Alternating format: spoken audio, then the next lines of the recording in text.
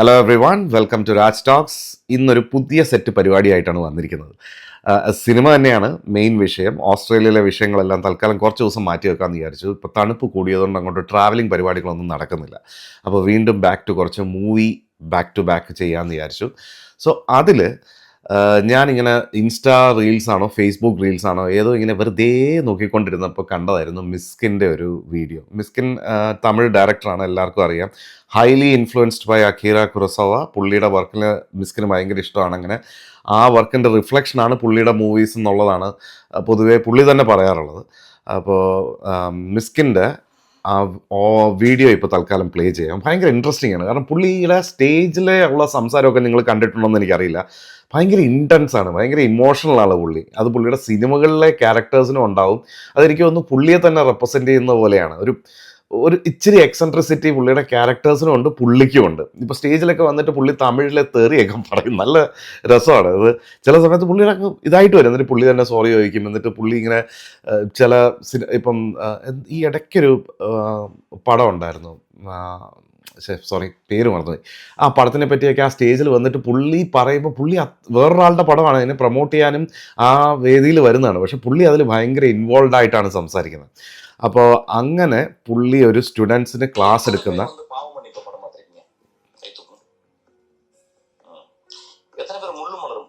ഇത് ഞാൻ കണ്ടിട്ടുണ്ട്.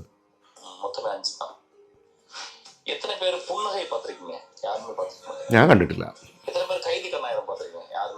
നെഹി കേട്ടിട്ടുണ്ട്.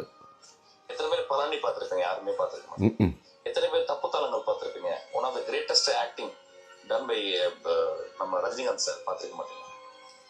எத்தனை பேர் பார்த்துக்க மாட்டீங்க. ஸோ என்ன ஆகுதுன்னா, நம்மளுக்கு ஒரு ஹிஸ்டரி ஆஃப் சினிமாவே நம்மளுக்கு தெரியல. நம்ம ஹிஸ்டரி ஆஃப் சினிமா தெரியாம மாட்டேன். தெய்வ மகன் எத்தனை பேர் பார்த்துருக்கீங்க? பார்த்துக்க மாட்டீங்க. நீ பேரும் கேட்டு தெய்வ மகன்லாம் போய் பார்க்கணும். நவராத்திரி எத்தனை பேர் பார்த்துருக்கீங்க? பார்த்துக்க மாட்டீங்க. இதெல்லாம் நீங்க பார்த்தா நீங்க இதெல்லாம் என்ன சார் மாடர்னா நாங்க போயிட்டே இருக்கோம் சார். என்ன மாடர்னா போனா டூல் ஒன்னே தான். என்ன மாடல போனா அம்மா தான். അതെ, தங்கச்சி தான். அம்மா எப்ப செஞ்சாலும் குக் பண்ணாலும் அது நல்லதான். அப்பா கட்டி பிடிப்பாரு, வாடா என்னடா பண்ற வாடன்னு பாரு. அப்பதான் இன்னும் 10,000 வருஷம் ஆனாலும் அந்த உறவுகள் ஒண்ணுதான். அந்த உறவுகள் ஒண்ணுதான் நம்ம ஹிஸ்டரியிலே பேசி. அப்ப அந்த ஹிஸ்டரி நம்மளுக்கு தெரிஞ்சாதான் நம்மளுக்கு வந்து தெரியும். நம்ம இப்ப எல்லாத்தையுமே இப்பவே பாக்குறோம். இப்ப நம்ம ஒண்ணுமே தெரியாது. இப்ப ஆடியன்ஸ்க்கு இதெல்லாம் தெரியணும்னு அவசியம் கிடையாது. ஆனா ஒரு ஸ்டூடெண்ட் ஆஃப் சினிமாக்கு வந்து நான் கேட்பேன், நீங்க என்ன ஹிஸ்டரி தெரியுங்க? நீங்க ஹிஸ்டரி தெரியாதனாலதான் நீங்க வந்து நீங்க இருக்கிறீங்க. நீங்க நல்லா வீட்டுல போய் யோசிச்சு பாருங்களேன். நீங்க வந்து what is the difference between you and me? You ask me anything in cinema, I can answer you. And I'm 25 years experience in cinema.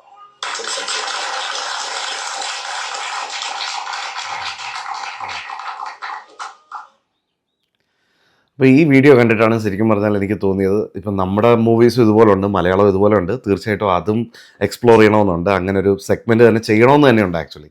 പക്ഷേ ഇത് കണ്ടപ്പോൾ ആദ്യം എനിക്ക് ഞാൻ പറഞ്ഞല്ലേ, ഞാൻ ഈ മിസ്കിൻ്റെ ഫിലിം മേക്കിംഗ് എനിക്ക് ഭയങ്കര ഇഷ്ടമാണ്. പുള്ളിയുടെ ഈ way of presenting himself on stage എവിടെയെങ്കിലും അത് ചെയ്യുന്നതിൻ്റെ ഭയങ്കര ഒരു ആരാധകനാണ് ഞാൻ. പുള്ളി ഒരു മറവുകളൊന്നുമില്ല പുള്ളിക്ക്. ഇപ്പോൾ അവിടെ തന്നെ ഇപ്പോൾ പിള്ളേരാണെങ്കിൽ പുള്ളിക്ക് ചീത്ത വിളിക്കണമെന്ന് തോന്നി, പുള്ളി ചിലപ്പോൾ ചീത്ത വിളിക്കും. പുള്ളി ബേസ്റ്റ് ഔട്ട് ആവും പുള്ളി അവിടെ.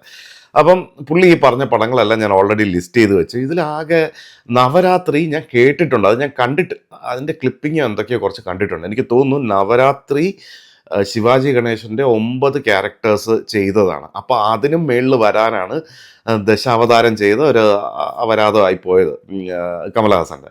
അപ്പോൾ അങ്ങനെ കേട്ടിട്ടുണ്ട്. അതാണ് ദശാവതാരം 10 കഥാപാത്രങ്ങളുമായിട്ട് കമലഹാസൻ വരുന്നത്. എനിവേസ്, സോ മിസ്കിൻ്റെ എനിക്ക് തോന്നുന്നു 2006 പുള്ളിയുടെ ആദ്യത്തെ സിനിമ പുറത്തു വരുന്നതെന്ന് തോന്നുന്നു. ചിത്രം പേസുതരി, നരേനായിരുന്നു നായകൻ, പിന്നെ അഞ്ചാതെ. എനിക്ക് പുള്ളിയുടെ കണ്ടിട്ട് വർക്കാവാത്ത ഒരു സിനിമ എനിക്ക് തോന്നുന്നു, എനിക്ക് മുഖം മൂടിയാണ്. അത് മേക്കേഴ്സും എല്ലാവരും വിളിച്ച് പറയുന്നുണ്ട് പുള്ളിയോട്, ഇത് റീഷൂട്ട് ചെയ്യണം, ഈ പടം പോക്കാണ് എന്നൊക്കെ പറഞ്ഞു. പക്ഷെ പുള്ളി ചെയ്തില്ല, എൻ്റെ സിനിമയാണ്, എൻ്റെ വർക്ക് അങ്ങനെയാണെന്ന് പറഞ്ഞു. പക്ഷെ അത് മൊത്തത്തിൽ കയ്യിൽ നിന്ന് പോയി. അതൊരു ബാറ്റ്മാൻ കണ്ടിട്ടുണ്ടാവും, മിക്കവരും കണ്ടിട്ടുണ്ടാവും. പക്ഷെ തുപ്പറിവാളനൊക്കെ വേറെ ലെവലായിരുന്നു. എന്നിട്ട് പുള്ളി തുപ്പറിവാളൻ 2 പ്ലാൻ ചെയ്തു. പിന്നെ അവർ തമ്മിൽ ഫൈറ്റായി. അങ്ങനെ വിശാലുമായിട്ട് ഫൈറ്റായി. പുള്ളി ആ പ്രോജക്ട്സ് എല്ലാം ഡ്രോപ്പ് ചെയ്തു. പക്ഷേ റീസെൻ്റ് ആയിട്ട് വന്നത് എനിക്ക് തോന്നുന്നു സൈക്കോ. അതിനുശേഷം പുള്ളിയുടെ ലാസ്റ്റ് പടം ഏതാണെന്ന് ഞാൻ ഓർക്കുന്നില്ല. സൈക്കോയും ഓക്കെയാണ്, പുള്ളിയുടെ മേക്കിംഗ് വൈസ് ഓക്കെയാണ്. പിന്നെ സ്റ്റാലിൻ എൻ്റെ മകനെ വെച്ചിട്ടാണല്ലോ, ഉദയനിധി സ്റ്റാലിനെ വെച്ചിട്ടാണ് ആ പടം ചെയ്തത്. അപ്പം കുറച്ച് കോംപ്രമൈസുകൾ വന്നിട്ടുണ്ടാവാം. അപ്പോൾ അങ്ങനെയൊക്കെ. അപ്പോൾ എന്തായാലും ഈ പടങ്ങളെല്ലാം ലിസ്റ്റ് ചെയ്തിട്ട്, അപ്പോൾ പാവമന്നിപ്പ് ഫസ്റ്റ് പറഞ്ഞ പടം പുള്ളി പറഞ്ഞ ഓർഡറിൽ തന്നെ ഞാൻ എല്ലാം എഴുതിയെടുത്തു. എല്ലാ ലിങ്കും കാര്യങ്ങളും എല്ലാം ഓൾറെഡി ഞാൻ എടുത്തു വെച്ചിട്ടുണ്ട്. ഞാൻ ഡിസ്ക്രിപ്ഷനിൽ എല്ലാ ലിങ്ക്സും പ്ലേസ് ചെയ്യാം, നിങ്ങൾ കണ്ടു നോക്കുക. അപ്പോൾ ഞാനിങ്ങനെ ഓരോ പടം കണ്ടിട്ട് ഞാൻ ഓൾറെഡി കുറച്ച് കാര്യങ്ങൾ എക്സ്പെക്റ്റ് ചെയ്യുന്നുണ്ട്. ഈ പഴയ കാലത്തെ ശിവാജി സിനിമകൾ കുറച്ചൊക്കെ കണ്ടിട്ടുള്ളത് കൊണ്ട് ഒരുപാട് മെലോ ഡ്രാമ ഉണ്ടാവാം, ഒരുപാട് പാട്ടുകളുണ്ടാവാം, അങ്ങനത്തെ കാര്യങ്ങളെല്ലാം എന്തായാലും ഉറപ്പാണ്. അപ്പോൾ പാവമന്നിപ്പ് അത് ഫസ്റ്റ് കണ്ടിട്ട് അതിൻ്റെ റിവ്യൂ ആയിട്ട് വരാം. അങ്ങനെ മൊത്തം 3 മണിക്കൂർ 6 മിനിറ്റുള്ള പാവമന്നിപ്പ് ബ്ലാക്ക് ആൻഡ് വൈറ്റ് ആണ്. 1961 മാർച്ച് 16 റിലീസ് ചെയ്ത പടം. എത്ര വർഷത്തെ ഇതുണ്ടല്ലേ. 2025 നമുക്ക് ഈസി ആയിട്ട് ഭയങ്കര ലാഗായിരുന്നു, ക്രിഞ്ചായിരുന്നു, ഇത്രയും നീളം വേണോ, അങ്ങനെ വേണമെങ്കിൽ, കാരണം ഒരു ഓണസ്റ്റ്ലി സത്യസന്ധമായിട്ട് പറയുകയാണെങ്കിൽ ഇച്ചിരി ഒരു ബുദ്ധിമുട്ടി തന്നെയാണ് ഞാൻ ആ 3 മണിക്കൂർ ഇരുന്ന് കണ്ടത്. ഞാൻ ഒട്ടും ഓട്ടിച്ചില്ല, മുഴുവൻ ഇരുന്ന് കണ്ടു. പേഷ്യൻ്റ്ലി ഞാൻ എല്ലാം കണ്ടു തീർത്തു. അപ്പം നമുക്ക് ക്രിഞ്ചടിക്കുന്ന മൊമെൻറ്റ്സും കാര്യങ്ങളും ഒക്കെ ഉണ്ട്. ബട്ട് സ്റ്റിൽ ആ ടൈമിലെ ഓഡിയൻസിനെയും ആ ടൈമിലുള്ള എക്സ്പോഷറും കാര്യങ്ങളും ഒക്കെ ഉണ്ടാവുമായിരിക്കും. നമ്മൾ ചില സമയത്ത് പറയും ആ കാലഘട്ടത്തിൽ ആൾക്കാർ ഇംഗ്ലീഷ് സംസാരിച്ചിരുന്നു, അല്ലെങ്കിൽ ആ ഉണ്ടായിരുന്ന കാലഘട്ടത്തിൽ നമ്മളെക്കാൾ വായിക്കുന്ന ആൾക്കാരാണെന്നാണ് എനിക്ക് ചില സമയത്ത് തോന്നാറ്. അതുകൊണ്ട് തന്നെ അവരുടെ ലാംഗ്വേജും കാര്യങ്ങളും ഒക്കെ ഇപ്പോഴത്തെ നമ്മളെക്കാൾ ഫാർ ബെറ്റർ ആണെന്ന് ചിലപ്പോൾ എനിക്ക് തോന്നിയിട്ടുണ്ട്. നമുക്കിപ്പോൾ അവസരങ്ങളുണ്ട് നേറ്റീവ് സ്പീക്കേഴ്സുമായിട്ട് ഇൻട്രാക്ട് ചെയ്യാനുള്ളത്. പക്ഷേ അന്നത്തെ ആൾക്കാർ നമ്മളെക്കാൾ കുറച്ചുകൂടെ നല്ല റീഡേഴ്സ് ആണെന്ന് ചില ഇതിൽ എനിക്ക് തോന്നിയിട്ടുണ്ട്. നന്നായിട്ട് അവരൊക്കെ വായിക്കുന്ന ആൾക്കാരാണ് മിക്ക ആൾക്കാരും എന്ന് എനിക്ക് എൻ്റെ ഒരു തോന്നലാണ്. ഇത് തെറ്റായിരിക്കാം, എൻ്റെ ഒരു ഒപ്പീനിയനാണ് ഈ സിനിമയെക്കുറിച്ചും ആ കാലഘട്ടത്തിനെ കുറിച്ചും ഞാൻ പറയുന്നത്. സോ നമുക്കിതൊരു ഡിസ്കഷൻ പോലെ കൊണ്ടുപോകാം. നിങ്ങൾക്ക് എന്തെങ്കിലും ഫീൽ ചെയ്യുകയാണെങ്കിൽ തീർച്ചയായിട്ടും താഴെ കമൻറ്റ് ചെയ്യുക.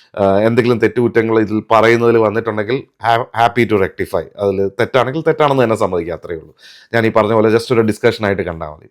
അപ്പോൾ ഈ പടത്തിൻ്റെ ഒരു രത്നച്ചുരുക്കം പറയുകയാണെങ്കിൽ ഒരു മതമൈത്രി, ഹിന്ദു മുസ്ലിം ക്രിസ്ത്യാനി തമ്മിലുള്ള ഐക്യവും എല്ലാ മതങ്ങളും ഒന്നാണെന്ന് പറയുകയും ഒക്കെ ചെയ്യുന്ന നമ്മുടെ പഴയ കോൺസെപ്റ്റുകൾ, കർമ്മഫലം, പാപത്തിൻ്റെ ശമ്പളം, എങ്ങനെയാണ് അത് വരുന്നത്, അത് നമ്മളെ എങ്ങനെ നമ്മൾ ദ്രോഹം ചെയ്തു കഴിഞ്ഞാൽ അത് നമ്മളൊക്കെ എങ്ങനെ റിവേഴ്സ് ആയിട്ട് വരും എന്നൊക്കെയുള്ള കാര്യങ്ങളാണ് ഇതിനകത്ത് പറയുന്നത്. വിത്ത് എന്താ പറയുക, ഒരുപാട് screen space Shivaji Ganeshan perform ചെയ്യാനായിട്ടും ജമിനി ഗണേശൻ്റെ റൊമാൻറ്റിക് ആയിട്ടുള്ളൊരു റോള് എക്സ്പ്ലോർ ചെയ്യാൻ വേണ്ടിയിട്ട് പുള്ളിയും സാവിത്രിയുമായിട്ടുള്ള കോമ്പിനേഷൻ.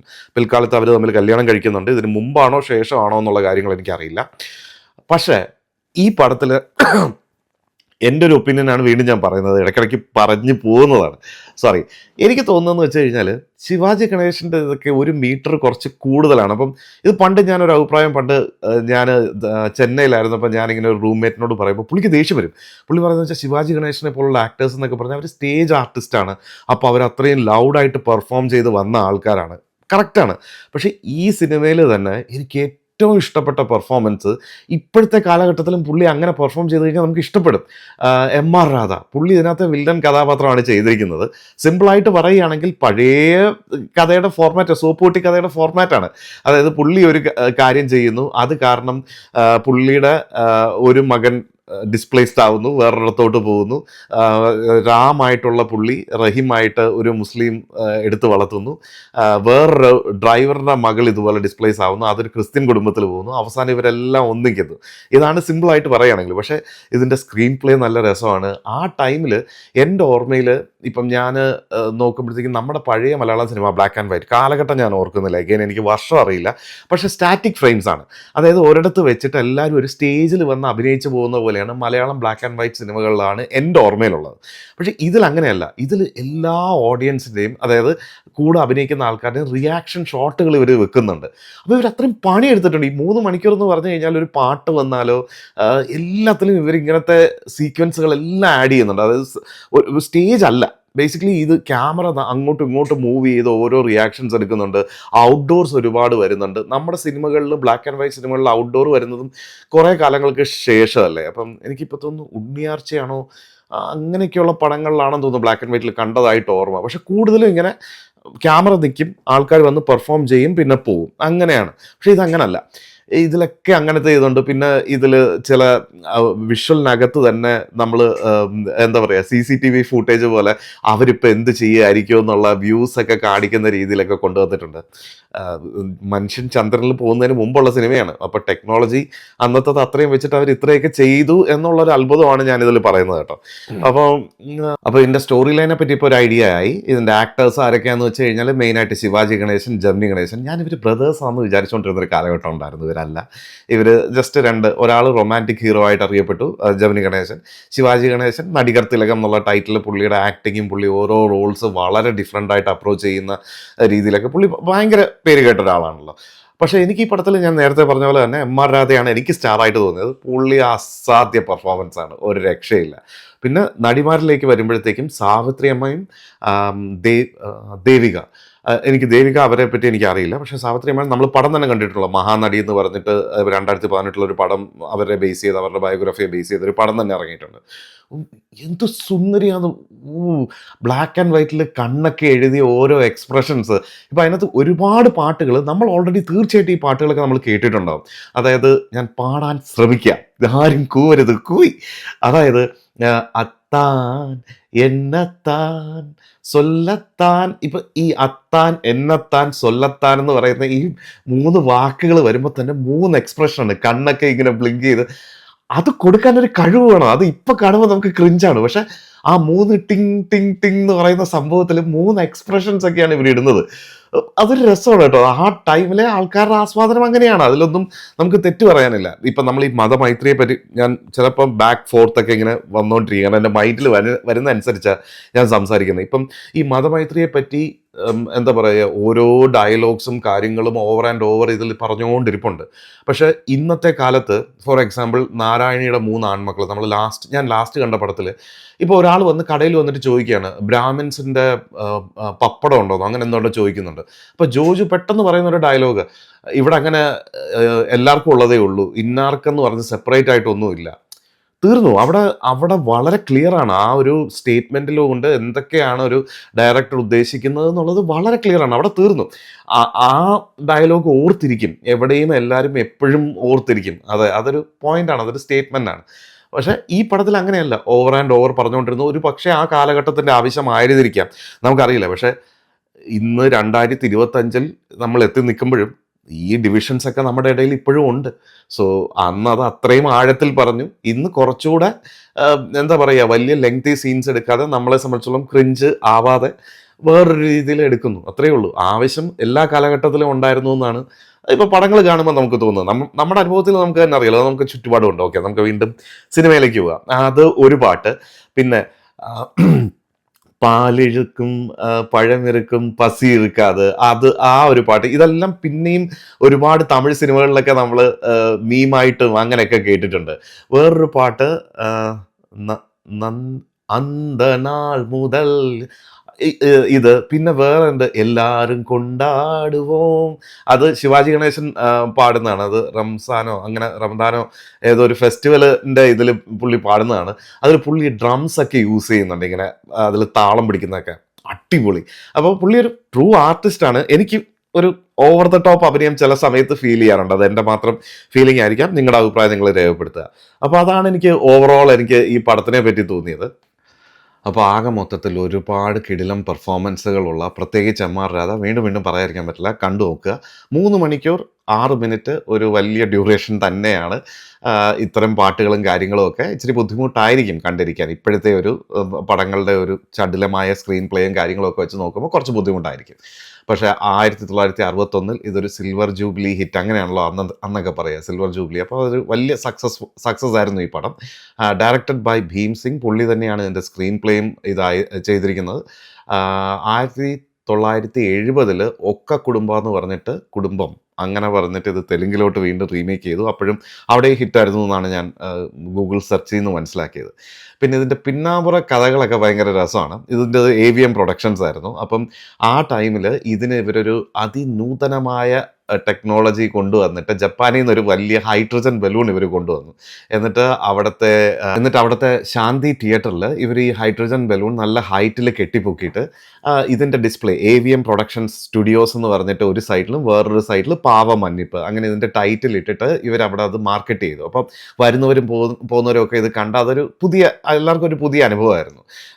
അനുഭവം ഏതാണ്ട് 3-4 ദിവസം കഴിഞ്ഞപ്പോഴത്തേക്കും പാളിപ്പോയി. കാര്യം എന്ന് വെച്ചാൽ ചെന്നൈ എയർപോർട്ട് അതോറിറ്റിയിൽ നിന്ന് ഇന്റർനാഷണൽ അതോറിറ്റിയിൽ നിന്ന് 2 കേസുകൾ അവരുടെ ഡിപ്പാർട്ട്മെന്റ് ഇട്ടു. ഒന്നെന്ന് പറയുന്നത് പോകുന്ന ഫ്ലൈറ്റിന് പ്രശ്നം ഉണ്ടാക്കുന്ന രീതിയിൽ ഇത് കെട്ടി അപകടം വിളിച്ചു വരുത്തി, മുൻകൂർ പെർമിഷൻ എടുത്തില്ല എന്ന് പറഞ്ഞിട്ട് ഒരു കേസ് ഇട്ടു. രണ്ടാമത്തെ കേസ് അവരുടെ തന്നെ എക്സ്പ്ലോസീവ് ഡിപ്പാർട്ട്മെന്റ്സ്, ഹൈഡ്രജൻ നിറച്ച ബലൂണാണ്, അപ്പോൾ എക്സ്പ്ലോസീവ് ഡിപ്പാർട്ട്മെന്റും കൂടെ ഒരു കേസ് ഇട്ടു. പിന്നെ അതെങ്ങനെ സോൾവ് ആയി കാര്യങ്ങളെക്കുറിച്ചൊന്നും സെർച്ചിലധികം കണ്ടില്ല.